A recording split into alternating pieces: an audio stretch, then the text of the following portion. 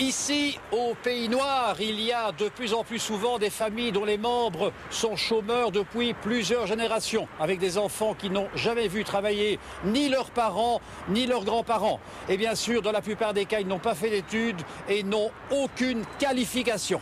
Bien sûr, dans la région, on manque cruellement d'emplois pour ceux qui sont sans formation. Mais certains pensent que vivre avec une allocation de chômage cumulée avec des petits boulots au noir n'incite pas.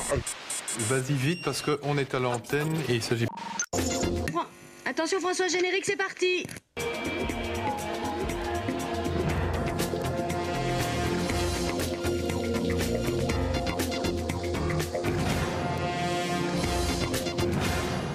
Bonsoir à tous, l'heure est grave, excusez-nous pour cette interruption, événement exceptionnel, moment exceptionnel. Nous devons en effet interrompre Question à la une pour vous présenter une page très spéciale du journal télévisé. La Flandre va proclamer unilatéralement son indépendance. Vous l'avez compris, le moment est important. En clair, la Belgique en tant que telle n'existerait plus. Les différentes rédactions de l'RTBF sont bien sûr ce soir mobilisées. Excusez-moi. Voilà, on me confirme d'ailleurs à l'instant par téléphone que des événements de la plus haute importance se déroulent. Nous allons retrouver tout de suite en direct Frédéric Gersdorf. Il est aux abords du Palais Royal en plein cœur de Bruxelles. Frédéric, que se passe-t-il pour l'instant ? Eh bien, François, c'est un véritable coup de tonnerre ici au Palais Royal. Il se murmure, c'est encore seulement un murmure, mais qu'Albert II projetterait de se déclarer dans l'impossibilité de régner suite à ce dont vous avez parlé, à savoir ces décisions que le Parlement flamand prendrait de façon imminente, une décision avec laquelle le roi Albert II est en total désaccord. Présager une crise majeure ce soir et dans les jours qui viennent au sommet de l'État. Oui, effectivement, François, une crise majeure, mais pour essayer de comprendre un petit peu ce qui se passe, je vous propose de regarder ces quelques images que nous avons tournées à la sauvette cet après-midi. Premières images, celle de Guy Verhofstadt qui se rend chez le roi. Alors c'est une réunion qui n'était absolument pas prévue, ni dans l'agenda du Premier ministre, ni dans l'agenda du roi. C'est véritablement une consultation exceptionnelle. Deuxième image, nous avons vu Joël Milquet qui sortait du palais, aucun commentaire.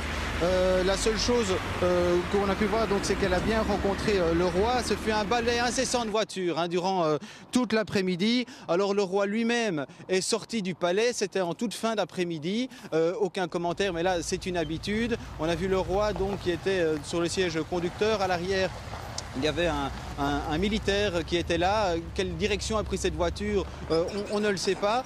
De façon très symbolique, le drapeau belge a baissé pavillon du Palais Royal. Encore une autre chose que nous avons pu voir, ce sont des images qui sans doute viennent d'arriver à l'RTBF. Elles ont été tournées il y a quelques minutes. C'est à l'aéroport de Melsbroek où on a vu effectivement le roi, la reine et toute une série de proches, des militaires qui étaient présents sur le tarmac. Ils allaient donc grimper dans un avion de la Défense nationale. Alors quelle destination a pris effectivement cet avion, ça on ne sait pas le dire aujourd'hui. On peut donc affirmer à ce moment de la soirée que le roi a donc bien quitté le pays.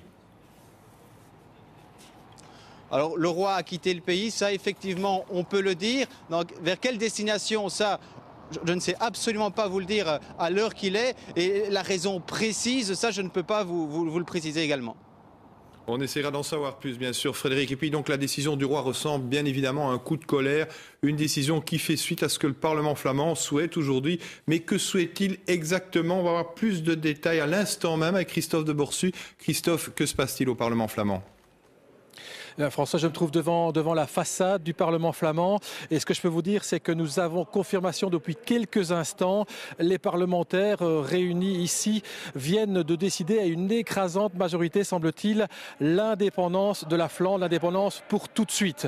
Vous le voyez et vous l'entendez derrière moi, une première manifestation s'organise à l'instant et donc on a entendu également il y a quelques minutes des exclamations, des hurrahs venant de l'Assemblée. Sans doute était-ce le moment où le vote a eu lieu, mais donc on ose à peine le croire, François, à l'instant où je vous parle, la Belgique a cessé d'exister.